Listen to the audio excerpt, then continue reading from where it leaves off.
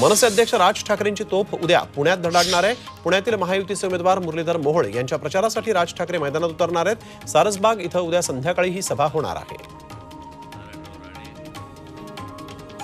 17 मे रोजी मुंबईत शिवाजी पार्कवर सभा घेण्यासाठी अखेर मनसेला परवानगी मिळाली। शिवसेना ठाकरे पक्षानं देखील सभेसाठी अर्ज केला होता, मात्र सभेची परवानगी मनसेला मिळालेली आहे। सर्वात आधी आम्ही अर्ज केला होता, त्यामुळे मनसेला परवानगी मिळाल्याचं संदीप देशपांडे यांनी सांगितलं आहे।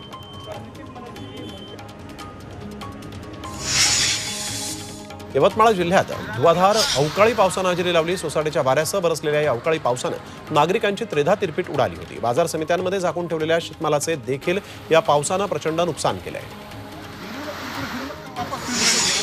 मावळमध्ये अवकाळी पावसानं हजेरी लावलेली आहे। अवकाळ्यानं हैराण झालेल्या नागरिकांना मात्र या पावसामुळे दिलासा मिळालेला आहे, कारण वातावरणामध्ये गारवा तयार झाला। मात्र शेतकऱ्यांचं प्रचंड नुकसान होणार आहे। उन्हाळी पिकांचं अमृत नोनी गॅस्ट्रिन, अपचन, ऍसिडिटी, गॅस्ट्रबल ह्यापैकी तुम्हाला कुठलाही गॅस्ट्रिक प्रॉब्लेम झाला, उपाय एकच, अमृत नोनी गॅस्ट्रिन। ही नुकसान झाल्याचं शेतकऱ्यांनी म्हटलंय। परभणीमध्ये हलक्या स्वरूपाचा पाऊस झाला। गेल्या काही दिवसांपासून तापमान 43 अंशांपर्यंत जाऊन पोहोचलं होतं। त्यात अचानक पाऊस झाल्यामुळे नागरिकांची उकाड्यापासून सुटका झाली आहे। पुण्याच्या कात्रज घाट परिसरात अवकाळी पावसानं हजेरी लावली। अचानक आलेल्या पावसामुळे नागरिकांची तारांबळ उडाली।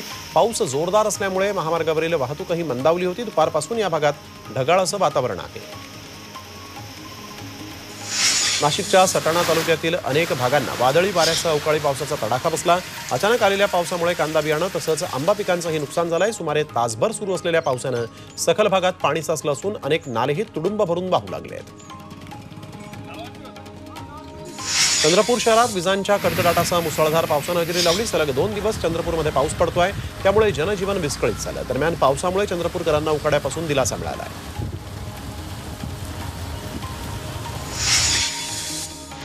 वाशिम जिल्ह्यातील कामरगाव परिसरासह जिल्ह्यातील काही ठिकाणी अवकाळी पाऊस पडलाय। वातावरणामध्ये गारवा निर्माण झाल्यामुळे वाशिमकरांना मोठा दिलासा मिळाला। पावसामुळे आंबा बागांसह काढणीस आलेल्या मूग आणि भुईमुंग पिकांनाही फटका बसणार असल्यामुळे शेतकऱ्यांची चिंता वाढली आहे।